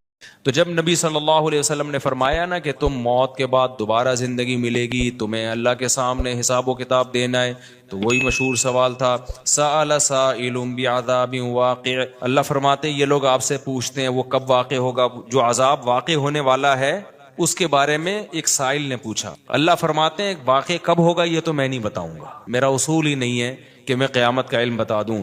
لیکن اتنی بات ہے للکافرین لیس لہ دافع, جو بھی اللہ کا منکر ہے, اللہ کو نہیں مانتا, اللہ کے حکام کو فالو نہیں کرتا, جب وہ عذاب آئے گا تو دنیا کی کوئی طاقت اس عذاب سے ان کو بچا نہیں سکے گی. تعرج الملائکۃ والروح الیہ فی یوم کان مقدارہ 50,000 سنہ, 50,000 سال کا ایک دن ہوگا. کہیں 1,000 سال اللہ نے ذکر کیا میدان حشر کے بارے میں, کہیں 50,000 سال. تو علماء نے بیان کیا یہ لوگوں کے حالات کے حساب سے ہوگا. یہ ٹائم کے جو یونٹ ہے نا یہ ہر ایک کے حق میں مختلف ہوتے ہیں. دیکھو جب ہم پیدا ہوئے تو ہم کائنات کو بننے کے اربوں سال کے بعد پیدا ہوئے ہوں گے نا, تو کیا ہمیں انتظار کرنا پڑا؟ بولو نا کیا ہو گیا؟ اگر ہمیں اللہ انتظار کرواتا, ابھی تم عالم ارواح میں ہو, 1 ارب سال کے بعد تمہارا نمبر آئے گا, تو میں تو بوریت سے مر چکا ہوتا. کیا خیال ہے بھائی؟ جہاں فلائٹ 1 گھنٹہ لیٹ ہو جائے انتظار میں آدمی ٹینشن میں چلا جاتا ہے. لیکن ہم تو جب آئے تو ہمیں تو لگا کہ کائنات کی ابتدا آج سے ہو رہی ہے, جب ہم نے ہوش سنبھالا. کیونکہ ہمارے وہ یونٹ جو تھے نا, جو وقت کی اکائیاں ہیں, وہ ہمارے حق میں اسٹارٹ ہی نہیں ہوئی تھی. تو اسی طرح مرنے کے بعد جو مردے کے لیے جو ٹائم کے یونٹ ہے نا وہ چینج ہوتے ہیں. ورنہ جو مردہ بیچارہ 20,000 سال پہلے دفن ہوا ہے وہ تو قبر میں کوئی عذاب نہ بھی ہو رہا, وہ تو پڑے پڑے ہی بور ہو گیا ہوگا کہ اللہ قیامت لیا, میں تو ٹینشن میں آ گیا ہوں, 20,000 سال ہو گئے مجھے. تو اس کو تو ایسا نہیں لگے گا کہ 20,000 سال ہو گئے. وہ جب دوبارہ اس کو اللہ تعالیٰ اٹھائیں گے تو نیک لوگوں کو تو لگے گا ابھی ہم سوئے تھے اور ابھی ہمیں کسی نے آ کے اٹھا دیے. جیسے گہری نیند میں جب انسان سوتا ہے, کئی گھنٹے بعض دفعہ سوتا ہے, کوئی آ کے اٹھائے تو اس کو لگے گا یار ابھی تو میں سویا تھا, ابھی آپ نے اٹھا دیا ہمیں. تو سوتے ہوئے آدمی کے ٹائم کے یونٹ الگ ہوتے ہیں, مرنے کے بعد کے ٹائم کے یونٹ الگ ہوتے ہیں, عالم ارواح کے الگ تھے. اور بعض تو یہ بھی میں نے سنا ہے کہ دوسرے سیارے پہ آپ چلے جائیں نا زمین کے علاوہ, تو وہاں بھی ٹائم کے یونٹ چینج ہو جائیں گے. تو اسی طرح آخرت کے ٹائم کے یونٹ بالکل الگ ہے. ایک دن 50,000 سال کی, دنیا کا جو 50,000 سال ہے نا وہ وہاں کا ایک دن ہوگا. کسی کے حق میں 1,000 سال, کسی کے حق میں 50,000 سال. یہ وہ ہے جب حساب و کتاب جس میں ہوگا. تو اللہ نافرمانوں کو عذاب سے پہلے نہ حساب و کتاب کا عذاب دیں گے. اللہ ہم سب کو اس عذاب سے محفوظ رکھے, جس کو قرآن نے ایک جگہ بیان کیا, یجعل الولدان شیبا, وہ ایسا دن جو بچوں کو بوڑھا کر دے. ایسا دن یفر المرء من اخیہ, انسان اپنے بھائی سے دور بھاگے. اس لیے بڑے بڑے اللہ والے وہ جہنم سے زیادہ پناہ مانگا کرتے تھے میدان حشر کی سختیوں سے. جہنم تو اس سے زیادہ سخت ہے, لیکن میدان حشر کوئی کم چیز نہیں ہے, وہ کوئی کم عذاب نہیں ہے. تو اللہ فرماتے ہیں کہ 50,000 سال کے برابر ایک دن ہوگا. فاصبر صبرا جمیلا انہم یرونہ بعیدا. جب مشرک بار بار کہتے بھائی چھوڑو ابھی لے آؤ نا ابھی لے آؤ, تو نبی صلی اللہ علیہ وسلم کو پریشانی ہوتی کہ بھئی اللہ وقت بتاتا کیوں نہیں ہے, بتا دے تاکہ میری جان چھوڑیں یہ لوگ. تو اللہ نے پیغمبر صلی اللہ علیہ وسلم کو تسلی دی, فاصبر صبرا جمیلا, اے نبی آپ صبر جمیل کریں. صبر جمیل وہ صبر ہے جس میں ذرا بھی شکایت نہ ہو. انہم یرونہ بعیدا, اے نبی یہ لوگ سمجھتے ہیں اس کے آنے میں بہت ٹائم ہے, لاکھوں کروڑوں سال ہیں. ونراہ قریبا, جبکہ ہم دیکھ رہے ہیں بس آنے والی ہے. کیوں؟ جب آپ مر گئے نا, ابھی دیکھو ہو سکتا ہے 1000 سال باقی ہوں قیامت آنے میں, ہو سکتا ہے 20,000 سال باقی ہوں, لیکن ہمارے مرنے کے بعد ہمیں نہیں لگے گا 20,000 سال, ہمیں تو ایسا لگے گا ابھی ہم مرے تھے اور اتنی جلدی اللہ نے قیامت قائم کر لی. تو ہمیں تو اپنی موت کے حساب سے چلنا ہے بھائی.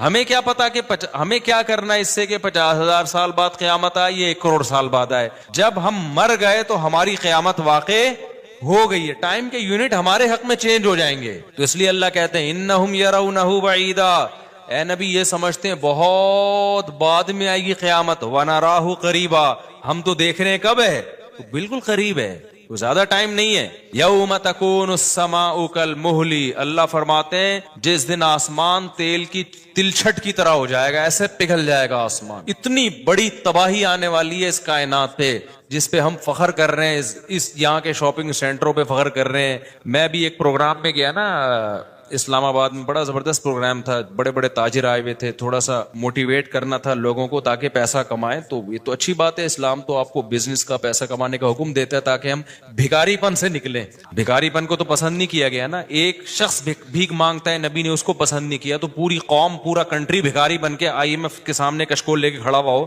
تو ہمارے نبی اس کو پسند کریں گے کہ کوئی مسلمان قوم ہو اور قومی سطح پہ بھکاری بن چکی ہو. تو یہ علماء کی ذمہ داری ہے لوگوں کو پیسہ کمانے کی ترغیب دیں, بزنس کی طرف لے کر آئیں, یہ مذہبی ذمہ داری ہے.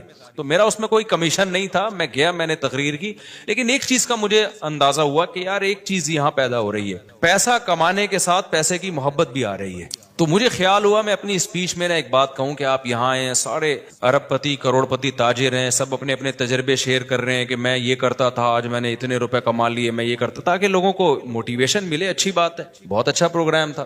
تو مجھے خیال ہوا کہ ایک بات میں کہوں کہ ضرور, لیکن ایک چکر نہ ہفتے میں ایک دفعہ قبرستان کا ضرور لگایا کرو تاکہ نیتیں ٹھیک ہو جائیں پیسہ کمانے سے. ایسا نہ ہو یہ پیسہ قارون بنا دے آپ کو. تو ایک دفعہ ایسا کیا کرو, جیسے یہ پروگرام ہو رہا ہے بڑا زبردست, لوگ آ رہے ہیں, ایوارڈ مل رہے ہیں, اور تو یہاں سے نکل کے, لیکن میں نے کہا نہیں, میں نے کہا یہ ان کے مینٹل لیول سے نا اوپر کیجیے, ہر چیز ہر جگہ کہنے کی نہیں ہوتی. یہ کہیں گے مفتی صاحب رنگ میں بھنگ ڈال کے چلے گئے, اچھا بھلا ہم دیکھ رہے تھے اتنے کروڑ پتی لوگوں کو سن کے, ہمیں بھی خواب آ رہے تھے کل ہمارے پاس لینڈ کروزر ہوگی, 4 شادیاں ہوں گی, اور پیسہ ہوگا زبردست, یہاں جائیں گے وہاں جائیں گے.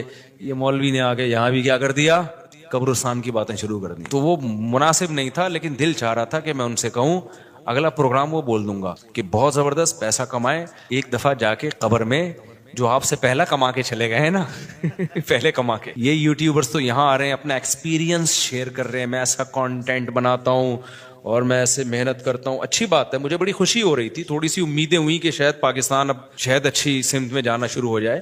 تو مجھے ان پہ وہ کوئی نہیں, وہ تو بہت اچھا کر رہے تھے, بلکہ یہ تو ایک ظرف کے بڑے ہونے کی بات ہے کہ آپ بتائیں کہ میں نے پیسہ ایسا کمایا, ورنہ لوگ بتاتے ہیں کہاں ہیں. مجھے ان یوٹیوبرز میں خوشی ہو رہی تھی, وہ بتا رہے تھے ہم نے یہ کانٹینٹ بنایا, ہم نے ایسے چینل بنایا, اتنے پیسے کمائے. تو اچھی بات ہے, شیئر کرو یار تاکہ لوگوں کی غربت ختم ہو, وہ بھی کریں یہ کام. لیکن ساتھ ساتھ ایک بات, یہ پیسہ آپ کو سلیمان علیہ السلام جیسا بھی بنا سکتا ہے, اور قارون اور فرعون جیسا, ابو بکر عثمان جیسا بھی بنا سکتا ہے, اور ابو جہل جیسا بھی بنا سکتا ہے. کیا خیال ہے, یہ سارے پیسے والے لوگ تھے نا. تو آپ پیسہ کما کے سلیمان علیہ السلام جیسے شکر گزار بن جاؤ, عثمان ابن عفان جیسے غنی بن جاؤ, عبد الرحمن بن عوف جیسے بن جاؤ.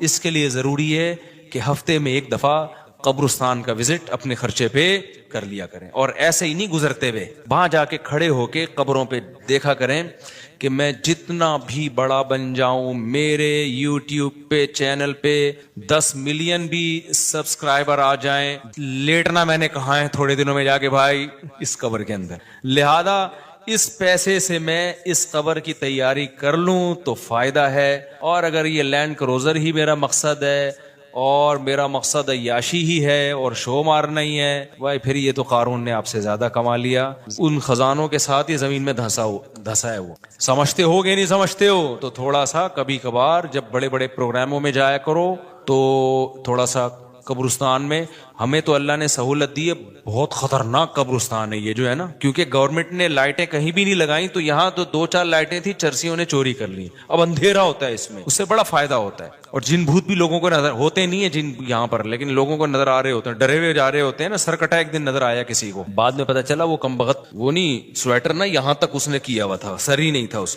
سویٹر یوں کر کے نا قبرستان پہ بیٹھا رہتا تھا، لوگ بھاگ جاتے تھے، بس سر کٹا آیا ہوا یہاں پہ، ٹھیک ہے نا۔ تو آپ یہ جو ہمیں اللہ نے بڑی سہولت دی ہے، کبھی کبھار ایسا کیا کرو، یہاں چلے جاؤ، رات کے وقت جاؤ گے تو جیسے آپ نے انرجی اپنی خرچ کرنی ہے نا، تو کہتے ہیں ڈاکٹر 1 گھنٹے کی واکنگ سے 15 منٹ کی جاگنگ بہتر ہے، 15 منٹ کی جاگنگ میں اتنی انرجی لگ جائے گی جو 1 گھنٹے کی واکنگ میں نہیں ہوگی، تو دن میں قبرستان 100 دفعہ جانے سے بہتر ہے رات میں 2:30 بجے 1 دفعہ چلے جاؤ، بس رات میں 2:30 بجے 1 دفعہ چلے جاؤ، اور وہاں جا کے بیٹھو، بیٹا آنا کہاں ہے، یہی آنا۔ اور یہ جو لیٹے ہوئے ہیں نا یہ سارے غریب نہیں تھے، ٹھیک ہے نا، ان میں بہت سارے کروڑ پتی تھے، ارب پتی تھے، 4 شادیوں والے بھی تھے، 1 والی بھی تھے، اور بچوں والے بھی تھے، بغیر بچوں والے بھی تھے، جوان بھی تھے، بڈھے بھی تھے، 30 سال کے بھی تھے، 15 سال کے بھی تھے، 6 مہینے کے بچے بھی تھے، کیا نظر آ رہے ہوں گے، خبریں جا کے دیکھو۔ کل ہوس اس طرح سے ترغیب دیتی تھی مجھے، وہ ایک شاعر نے بڑا شعر کہا ہے کہ مجھے ہوس جو ہے نا وہ ترغیب دیتی تھی، ہوس نہیں ہوتی پیسوں کی دولت کی،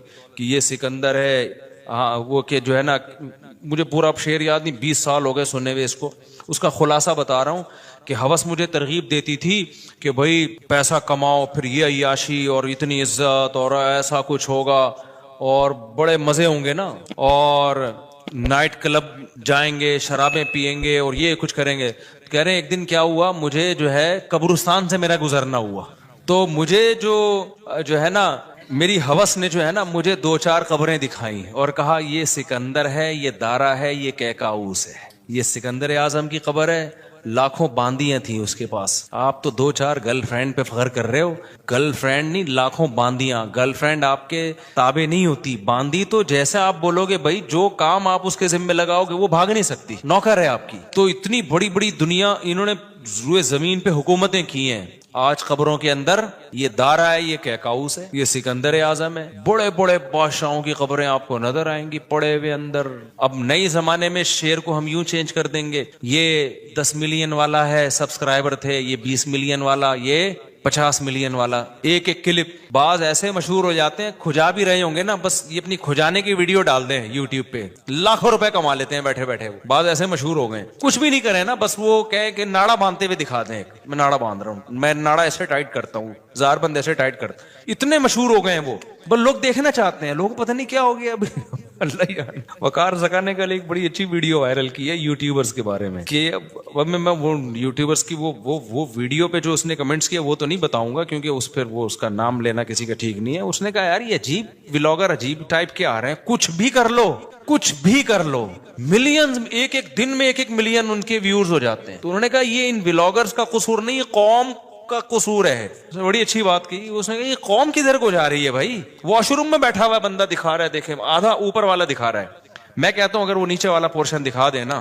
یوٹیوب چینل بند کر دے گا، بولے گا بھائی اتنے سبسکرائبر اتنا کراؤڈ ہم برداشت نہیں کر سکتے، ڈی مانیٹائز کر دے گا یار، کہے گا بھائی یہ ہمارے بس میں اب تو لوگوں کی نیچر دیکھو یار، کچھ بھی جو مشہور ہو جاتے ہیں ایک دفعہ مشہور ہو گئے نا بس اب کچھ بھی کریں گے، گالی دے رہے ہیں وہ ویڈیو آ گئی، کھجا رہے ہیں لوگ، دیکھ رہے ہیں کیسے کھجاتے ہیں یہ، تو لوگ عجیب ہے۔ بہرحال جو ہو رہا ہے میں تو مارکیٹ میں وہی بتاؤں گا نا آپ کو۔ تو اب جو سوشل میڈیا سے وابستہ لوگ ہیں جن کے ٹک ٹاک پہ چینل، یوٹیوب پہ چینل، ان کے ہاں کامیابی کیا ہے، 4 ملین ہو گئے، 10 ملین ہو گئے، 50 ملین ہو گئے، ہو گئے، تو ایک ویڈیو اتنی محنت سے بناتا ہے، 4 آدمی تجھے ملتے نہیں ہیں اور میں کھجاتا بھی ہوں نا سر کو تو اتنے ویوز آ جاتے ہیں، تو کل یہ شعر چینج ہوگا، یہ سکندر ہے، یہ دارہ قبروں میں نا، تو کہیں گے یہ 10 ملین والا ہے، یہ 20 ملین والا، یہ ناڑا باندھتے ہوئے ایک دفعہ ویڈیو ڈالی تھی اس نے اور 20 ملین ایسے ہو گئے تھے، تو یہ سب آئے گا مارکیٹ میں۔ تو اس لیے میرا دل چاہتا ہے کہ میں ان لوگوں سے، میرا اس پروگرام میں دل چاہ رہا تھا ایک دفعہ بولوں کہ آپ تمام حضرات سے گزارش ہے، بہت اچھا پروگرام ہے اور اللہ کرے اور پیسہ آئے اور یہ لوگ اپنے تجربوں کو شیئر کریں، لیکن کائنڈلی تھوڑا سا قبرستان بھی ہمارے نبی نے پیسہ کمانے کی ترغیب دی ہے، ساتھ ساتھ قبرستان جانے کی بھی ترغیب دی ہے۔ صحیح بخاری کی حدیث ہے، کنت نہیتکم عن زیارت القبور فزوروها فانها تذکر الاخرہ۔ نبی نے فرمایا میں نے تمہیں قبرستان جانے سے منع کیا تھا کیونکہ بدعتیں ہو رہی تھیں، شرک پھیل رہا تھا، لیکن اب توحید قائم ہو گئی ہے، شرک کا خطرہ ختم ہو گیا۔ فرمایا فزوروها، قبرستان جایا کرو کیونکہ اس سے آخرت یاد رہتی ہے، انسان کو اپنی اوقات میں رہتا ہے، اپنی اوقات سے باہر نکلنے کی کوشش نہیں کرتا۔ تو اللہ میاں بھی فرما رہے ہیں تم اس کو بہت دور سمجھ رہے ہو، ہم سمجھ رہے ہیں بہت قریب ہے، اور یہ جتنی رنگینیاں اس کائنات کی نظر آ رہی ہیں نا، یہ سب ٹوٹ پھوٹ کے مٹی ہونے والی ہیں، برابر ہونے والی ہیں۔ تو یوم تکون السماء کالمہل وتکون الجبال کالعہن، اتنے بڑے بڑے پہاڑ اللہ کہتے ہیں روئی کی گالوں کی طرح اڑیں گے۔ آپ سبسکرائبر کو لے کے بیٹھے ہوئے ہو، یہ بڑے بڑے پہاڑ جو ہل نہیں سکتے نا، یہ روئی کی گالوں کی طرح اڑ رہے ہوں۔ وتکون الجبال کالعہن ولا يسأل حمیم حمیما، جگری دوست بھی کسی دوست کو نہیں پوچھے گا۔ تو اگلے ہفتے انشاءاللہ یہاں سے میں آگے سے شروع کروں گا تاکہ یہ صورت ہماری ختم بھی ہو۔ اللہ تعالی ہمیں موت سے پہلے پہلے نا تیاری کی توفیق عطا فرماتے ہیں۔ دنیا کماؤ ضرور بھائی، اتنا فری نہ کراؤ جتنا ہم دنیا کو فری کرا رہے ہیں، اتنا کراؤ جتنا یہاں پر رہنا ہے۔ اللہ تعالیٰ سمجھنے کی عمل کی توفیق عطا فرمائے۔ سنتوں کے بعد انشاءاللہ نماز کے بعد نا تھوڑی دیر سوال جواب کا سلسلہ ہوگا، جو بیٹھنا چاہیں بیٹھ سکتے۔ میری عمر 30 سال ہے، 1 سال پہلے میں نے عمرہ بھی کیا۔ میں اپنی پوری زندگی میں نماز قرآن کے قریب نہیں ہوا، لیکن گزشتہ 5 ماہ سے میں نے کوئی نماز نہیں چھوڑی۔ ماشاءاللہ ماشاءاللہ۔ کیا مجھے لازمی اپنی پچھلی فرض نمازیں ادا کرنی ہوں گی؟ ارسلان صاحب جی ادا کرنی ہوں گی، لیکن ایسا نہ ہو کہ پچھلی کے چکر میں اب اگلی بھی چھوڑنا شروع کر دیں، زیادہ ٹینشن لے لیں۔ فی الحال آپ اپنے آپ کو اس کا عادی بنا دیں، لیکن 6 مہینے سے تو عادت پڑ گئی ہے آپ کی، 5 ماہ سے ماشاءاللہ نماز نہیں چھوٹی، تو زیادہ ٹینشن نہ لیں اس کی۔ لیکن یہ کہ شرعی مسئلہ تو چینج نہیں ہو سکتا، تو اس میں فجر کے ساتھ 2 رکعت فرض فجر کے پڑھ لیے، ظہر کے ساتھ 4 پڑھ لیے، عصر کے ساتھ 4 اور پڑھ لیے، مغرب کے ساتھ پچھلی مغرب کے، عشاء کے ساتھ، اور ہمارے نزدیک وطر بھی چونکہ واجب ہیں، نبی صلی اللہ علیہ وسلم کی اس بارے میں صحیح احادیث موجود ہیں، تو وطر کی بھی قضا کرنی چاہیے۔ تو ایک دن میں کم سے کم 1 دن کی نمازیں پڑھ لیں آپ، تو اللہ نے چاہا تو انشاءاللہ یہ پوری ہو جائیں گی۔ مفتی صاحب کراچی کا اجتماع 25 جنوری کو ہے، اور یہ بات پکی ہے، جمعرات مدنی مسجد میں بھی اعلان ہو چکا ہے، آپ اجتماع میں ضرور آئیں انشاءاللہ۔ صلو علی الحبیب۔ میرے بھائی چپل مدرسے میں 3 مہینے، کیا لکھا ہے یار، جیل مدرسہ میں، یہ کدھر ہے جیل مدرسہ؟ جیل مدرسہ میں 3 مہینے، جیل کو چپل لکھا ہوا ہے، مہینے رہ کر آیا، آپ سے دعا کی درخواست ہے، دل سے دعا ہے جی۔ موجودہ حالات میں پتہ نہیں کس چیز کی دعا منگوا رہے ہیں، مجھے سمجھ میں نہیں آ رہا، بہرحال جو بھی ہے، موجودہ حالات میں اگر کوئی شخص حقوق اللہ اور حقوق العباد پورا کرتا ہو مگر اشاعت دین اور بقائے دین کی کسی بھی صورت کا حصہ نہیں بنتا، تو کیا وہ گناہگار ہوگا؟ جی گناہگار ہوگا، کیونکہ نہی عن المنکر فرض ہے، تو ہر شخص پر اپنی استطاعت کے بقدر نہی عن المنکر فرض ہے۔